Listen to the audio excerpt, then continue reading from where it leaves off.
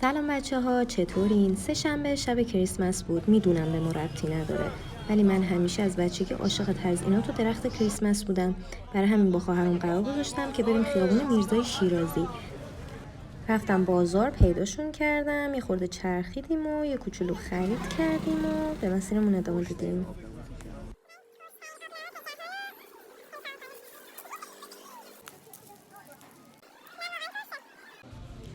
من همیشه با خواهرام خیلی بهم خوش میگذره، چون وقتی با همیم میانگین سن کودک درونمون از خواهر زادن مانی کمتر میشه و تبدیل میشیم به 3 دختر بچه شیطون و بازیگوش.